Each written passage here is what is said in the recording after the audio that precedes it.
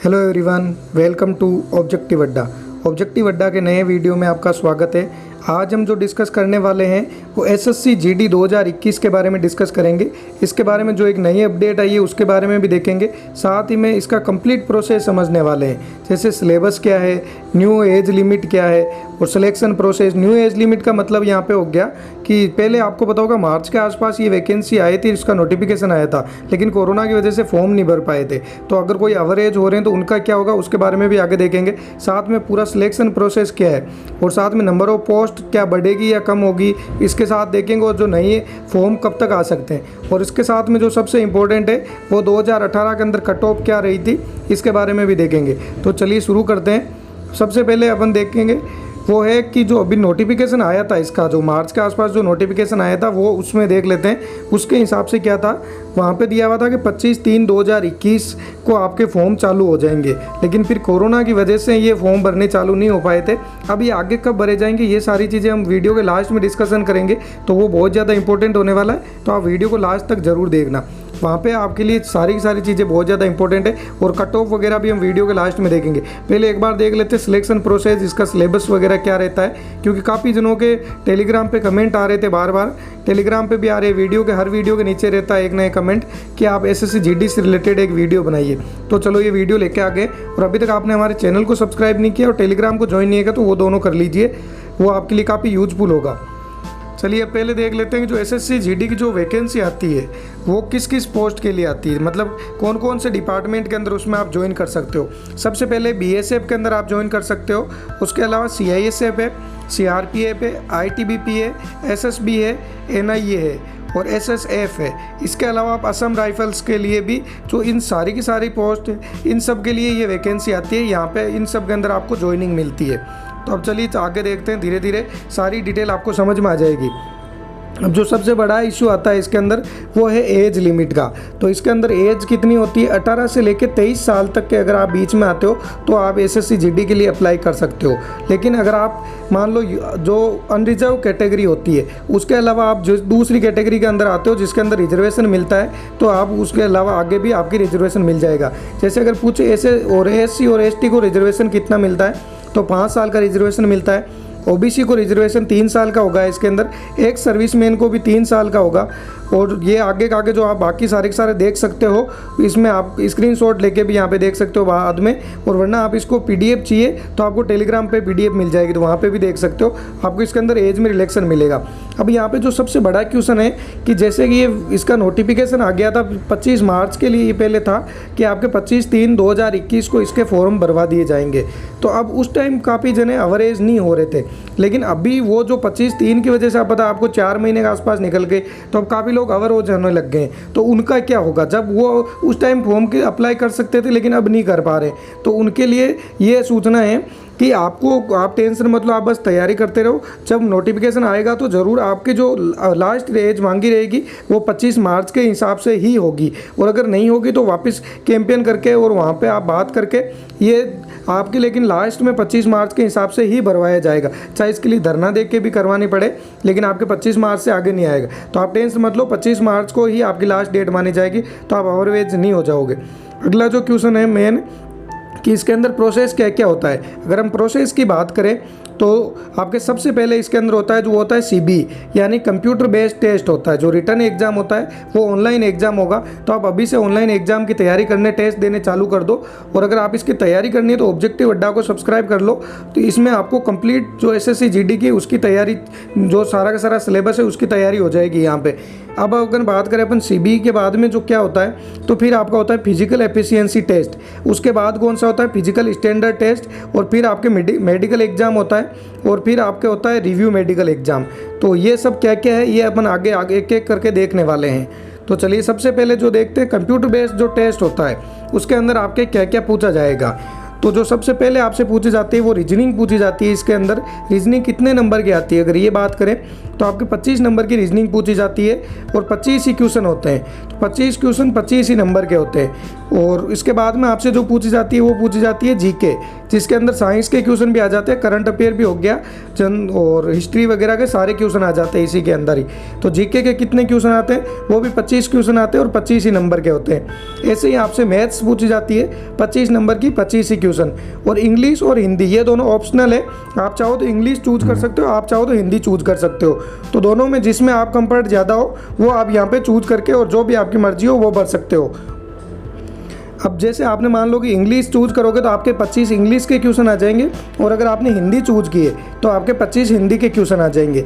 ऐसे कुल मिला के जो आपके सारे चारों सब्जेक्ट के क्वेश्चन कितने हो जाते हैं, 100 क्वेश्चन हो जाते हैं। और कितने नंबर के होंगे, 100 ही नंबर के क्वेश्चन आएंगे। तो इससे क्या निकलता है कि हर क्वेश्चन आपके 1 नंबर का 1 क्वेश्चन होगा। जो आपको टाइम मिलेगा इसके लिए वो होगा 90 मिनट। 90 मिनट के अंदर आपको 100 क्वेश्चन करने होंगे, जो क्वेश्चन आराम से हो जाते हैं, क्योंकि इसमें जो टाइम लगने वाला है थोड़ा सा आपको मैथ्स टाइम ले सकती है, और मैथ भी बहुत ज़्यादा ईजी आती है। तो चलिए थोड़ा सा देख लेते हैं अपन डिटेल के अंदर सिलेबस को। अगर रीजनिंग की बात करें हम, तो रीजनिंग के अंदर आपसे पूछा जाएगा एनालिटिकल एप्टीट्यूड, और उसके बाद नॉन वर्बल टाइप की पूछी जाती है, और विजुअल मेमोरी। जो नॉर्मल रीजनिंग है, ऊपर की 10th लेवल तक की रीजनिंग आती है वही आती है, इसके अंदर बहुत ज़्यादा हाई नहीं आता है। और एक चीज़ और है, यहाँ पे अगर अपन नेगेटिव मार्किंग की बात करें तो आपके नेगेटिव मार्किंग इसके अंदर नहीं होती है, तो आप पूरे अटैम्प्ट करके आ सकते हो। लेकिन कोशिश कीजिए कि आपका करेक्ट सबसे ज़्यादा हो, क्योंकि एक्यूरेसी हमेशा मायने रखती है। उसके बाद अगर जीके की बात करें हम, तो जो जीके आपके आता है वो जीके भी नॉर्मल जीके पूछा जाता है, ज़्यादा डीपली नहीं पूछा जाएगा इसके अंदर। जैसे आपसे history, culture, geography, economic science, general polity, और जो संविधान से रिलेटेड पॉलिटी हो गया, और साइंस के रिसर्च के लिए जो करंट अफेयर जो है उसमें से पूछा जा सकता है। तो आप अगर हमारी जो एक स्टैटिक जीके और सीए के नाम से प्लेलिस्ट बनी हुई है, अगर आप उसको कंप्लीट फॉलो कर लोगे तो जीके आपसे कहीं भी बाहर नहीं जाने वाला है उसमें से। अब चलिए बात करते हैं मैथ की। तो मैथ के अंदर आपसे टाइम एंड डिस्टेंस है, रेशियो है, और टाइम एंड वर्क पूछी जाएगी, नंबर सिस्टम पूछा जाएगा, और इसके बाद डेसिमल है। इसी के साथ में आपसे जो अर्थमेटिकल है, परसेंटेज है, रेशियो वगैरह सब पूछे जाएंगे। तो मैथ भी एकदम इजी आती है, 10th लेवल की ही मैथ पूछी जाएगी। और इंग्लिश और हिंदी है वो तो सीधा यहाँ पे दिया हुआ ही है कि नॉर्मली आपसे इंग्लिश हिंदी पूछी जाएगी। तो ये यहाँ पे हो गया आपका कंप्लीट सिलेबस के बारे में। अब चलिए आगे देख लेते हैं। जो अगला जो प्रोसेस था वो था पीईटी। तो आपसे पीईटी के अंदर जैसे ही आप रिटर्न एग्जाम क्लियर कर लेते हो और आपका मेरिट के अंदर नंबर आ जाता है कि आप क्वालिफाई मार्क्स आपने कर लिए, तो उसके बाद में जो आपसे अगला प्रोसेस होगा वो आपके पीईटी के लिए बुलाया जाएगा। पीईटी मतलब होता है फिजिकल एफिशिएंसी टेस्ट। तो इसके अंदर आपको क्या होगा, अगर आप मेल कैंडिडेट है तो आपको 5 किलोमीटर के 24 मिनट के अंदर भागना होगा, और जो आपकी रेस होती है, ऐसे अगर आप फीमेल कैंडिडेट, चलो एक बार थोड़ा जूम करके देख लेते हैं।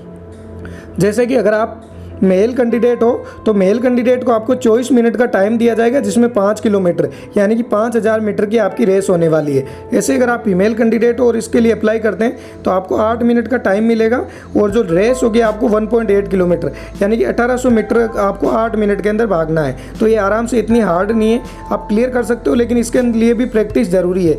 तो आप थोड़ी चाहो तो अभी से भी तैयारी कर दो, क्योंकि देखो अगर आप मेल कैंडिडेट है 5 किलोमीटर एकदम करना बहुत मुश्किल हो जाता है। तो अभी से आप महीने भर के लिए 1 किलोमीटर करो, फिर 2-2, क्योंकि टाइम पड़ा है अभी, और अभी जल्दी ज़्यादा वैसे भी टाइम नहीं बचा है, जल्दी आ जाएगा। तो वो तो अपन लास्ट में डिस्कस करेंगे कि इसका नोटिफिकेशन कब तक आ सकता है। अब जो आगे बात करेंगे वो मान लो अगर आपका फिजिकल स्टैंडर्ड टेस्ट हो गया तो इसके अंदर क्या क्या पूछा जाएगा आपसे, हाइट के अंदर होगा। तो हाइट के अंदर आप बात करें मेल की हाइट कितनी चाहिए होती है, 170 सेंटीमीटर मेल की हाइट चाहिए। ऐसे अगर फीमेल की हाइट की बात करें तो 157 सेंटीमीटर फीमेल की हाइट चाहिए होगी। चेस्ट आपको पता है फीमेल की चेस्ट नहीं लेते हैं, मेल की चेस्ट के अंदर चाहिए कम से कम 80 सेंटीमीटर उनका सीना होना चाहिए आपका, और मिनिमम 5 सेंटीमीटर का फुलाव होना चाहिए। जब आप सीना फुलाते हो तो कम से कम 5 सेंटीमीटर का फुलाव होना चाहिए। अब अगर ऐसे बाहर की बात करें, आपके बॉडी का वेट कितना होना चाहिए, तो बॉडी का जो वेट है यहाँ पे पर्टिकुलर मेंशन नहीं किया हुआ है कि कम से कम मिनिमम और मैक्सिमम, जो आपकी हाइट और जो आपके हाइट के हिसाब से ही आपका बॉडी मेजरमेंट किया जाता है कि इतना वेट होना चाहिए। चलिए आगे देखते हैं। जो है वो है आंखों के लिए आपको कितना चाहिए। आपकी अगर आई की बात करें अपन, मेडिकल के अंदर ये देखा जाता है कि आपकी आंखें जो विजुअल एक्टिविटी के हिसाब से नियर विजन के लिए, जैसे पास में देखने के लिए N6 होनी चाहिए और ख़राब आंखें N9 मानी जाएगी। और अगर आपको दूर की देखने की बात करें तो आपकी 6/6 आंखों को बेटर माना है इन्होंने, और ख़राब की बात करें तो 6/9 माना है। तो ये भी आपको होना चाहिए, और यहाँ पर आपके ग्लास नहीं लगे हुए होने चाहिए। अब जो आगे हैं वो अभी तक जो अपन ने देखा था वो सारी की सारी डिटेल देख लिए। जो एसएससी जीडी के लिए आपको एक प्रोसेस चाहिए, जैसे कि उसके अंदर आपके एग्जाम कब होगा, सिलेबस कब होगा। अब जो इम्पोर्टेंट है कि आपको एक आइडिया होना चाहिए कि इसकी मेरिट कितनी जाती है। तो यहाँ पे जो दी हुई है वो 2018 के अंदर जो वैकेंसी आई थी उसके अंदर मेरिट कितनी गई थी वो देख लेते हैं। जैसे अगर एसएससी जीडी की बात करें अपन फीमेल्स कैंडिडेट के लिए, तो एसएसएफ जो पोस्ट है उसके अंदर जो एससी पोस्ट कैटेगरी की जो मेरिट गई थी वो 70.18 गई थी, और एसटी कैटेगरी की गई थी 74.32। ये फीमेल्स की बात है। मेल के लिए आगे देखेंगे तो ओबीसी की अगर बात करें अपन तो 77 गई थी, और जनरल की गई थी 78। तो आप देख सकते हो जितना ज़्यादा इसके अंदर कोई ज़्यादा डिफरेंस नहीं है। जैसे कि जो अपन एससी और से लेके जनरल के बीच में 8 नंबर का डिफरेंस है, लेकिन एससी से एसटी 4 नंबर 3 नंबर, इससे ज़्यादा डिफरेंस नहीं होने वाला है। तो आप अगर देखो यहाँ से फिर ये समझ में आता है कि आपकी तैयारी अच्छी खासी होनी चाहिए। अब चलो बात कर लेते हैं मेल कैंडिडेट के लिए। तो जो मेल कैंडिडेट के लिए कैटेगरी मानी गई है, इसके अंदर जो एनआईए है, नेशनल इन्वेस्टिगेशन एजेंसी है, उसके अंदर जो मेरिट गई थी पिछली बार कट ऑफ थी वो एससी के लिए 93 गई थी। देखो कितनी ज़्यादा मेरिट है। और ईएसएम के लिए गई थी 80, ओबीसी के लिए गई थी 97, जनरल के लिए गई थी 97, और एसएसएफ की जो पोस्ट है उसके लिए एससी की गई थी 84, एसटी की 81, ईएसएम की 36, और ओबीसी की कितनी गई थी 88। ये वैसे देखो आप अगर ऐसे मतलब डर मत जाना कि 93 मेरिट 97 जाती है। ये जो एनआईए पोस्ट है उसके लिए है, जो अपन ने शुरुआत में देखा था। जैसे यहाँ पे देखो, एक बार मैं आपको वापस बता देता हूँ। जो सबसे पहले जो आपको पेज दिखाया था यहाँ पे जो वैकेंसी है, जैसे सबकी अलग अलग है। जब आप फॉर्म भरते हो तो आपसे वरीयता पूछी जाती है कि आप सबसे पहले किसकी जॉब लेना चाहते हो, फिर आपको किसकी चाहिए। तो अगर आप फर्स्ट के अंदर भरते हो मान लो एनआईए, तो एनआईए की हमेशा सबसे ज़्यादा मेरिट जाती है। ऐसे ही अगर आप मान लो बीएसएफ के लिए अप्लाई करते हो, बीएसएफ की मेरिट नॉर्मल रहेगी, और सीआरपीएफ की भी उससे कम रहती है, आईटीबीपी की भी नॉर्मल रहती है। तो इसकी एनआईए की मेरिट हमेशा ज़्यादा रहती है, एसएसएफ की भी इन सबसे ज़्यादा रहती है। तो सबसे ज़्यादा मेरिट बात करें तो एनआईए की रहेगी, फिर एसएसएफ की रहेगी। तो आपकी इनकी ज़्यादा मेरिट नहीं रहेगी, इनकी 60 से 70 के बीच में भी मेरिट रहती है, कई बार 60 से कम भी मेरिट रहती है। तो आप इतने ज़्यादा डरना मत, आप आराम से कर सकते हो। वो तो जो सबसे मैक्सिमम मेरिट गई हुई है वो बताया हुआ है यहाँ पे। अब चलिए आगे देख लेते हैं। अब आपके लिए एक यहाँ पे जो सबसे इम्पोर्टेंट सूचना वो ये है कि हमने आपके लिए 2 टेलीग्राम चैनल बनाए। एक तो पर्टिकुलर ये जो ऊपर टेलीग्राम चैनल दिया हुआ है, आप वैसे इसको एसएससी जीडी CHSL यहाँ पे अगर आप अपने टेलीग्राम में सर्च करते हो, वैसे लिंक डिस्क्रिप्शन बॉक्स में मिल जाएगा। वरना अगर आप डायरेक्ट सर्च करते हो @SSC, फिर ये आपको स्लैश लगाना, फिर GD और फिर CHSL सर्च करोगे तो जो पर्टिकुलर एसएससी जीडी के लिए जो ग्रुप बना हुआ है जिसमें आप डिस्कशन भी कर सकते हो, वहाँ पर पहुँच जाओगे।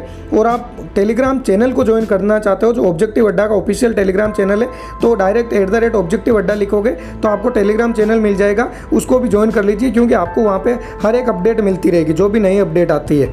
अब जो अपना अगला क्वेश्चन है वो है कि पोस्ट के अंदर, जैसे पहले जो वैकेंसी आई थी मार्च के आसपास, तो उसके अंदर आपको कहा गया था कि 40,000 के प्लस पोस्ट रहने वाली है, मतलब 40,000 के आसपास पोस्ट आई थी। लेकिन अब जो 99% जो चांस है आपका कि पोस्ट आगे बढ़ के ही आएगी, इससे कम होने का तो मतलब सवाल ही नहीं होता। लेकिन इतना गैप हो गया है तो आपके 45,000 से लेकर 50,000 के बीच में पोस्ट रहने वाली है। तो ये आपके लिए बहुत बड़ी खुशखबरी होगी कि आपकी जो पोस्ट है वो हमेशा बढ़ के ही आएगी। तो आप अपनी तैयारी चालू कर दो, इससे बढ़िया मौका नहीं आने वाला है दोबारा। अब जो आगे बात करें, जो सबसे बड़ा क्वेश्चन है कि इसका वापस नोटिफिकेशन कब आएगा। तो आपके इसका नोटिफिकेशन 100% जुलाई के लास्ट या फिर अगस्त के फर्स्ट वीक तक आपके फॉर्म वापस बनने चालू हो जाएंगे इसके। तो आप इसका जब ज़्यादा टाइम नहीं बचा है, मैक्सिमम 15 दिन, ये तो महीने भर के अंदर अंदर ही आपके फॉर्म भरवाने चालू कर देंगे। तो आप इसको जितना जल्दी हो सके इसकी तैयारी चालू कर दो। और तैयारी करने के लिए आपको क्या करना है, सिर्फ ऑब्जेक्टिव अड्डा चैनल को सब्सक्राइब करके रख लो। यहाँ पे आपके एसएससी जीडी की कंप्लीट तैयारी हो जाएगी। आपको इधर उधर कहीं नहीं भागना है, सिर्फ इस चैनल को सब्सक्राइब करके रख लो। तो अब चलिए दोस्तों, मिलते हैं नेक्स्ट वीडियो के अंदर।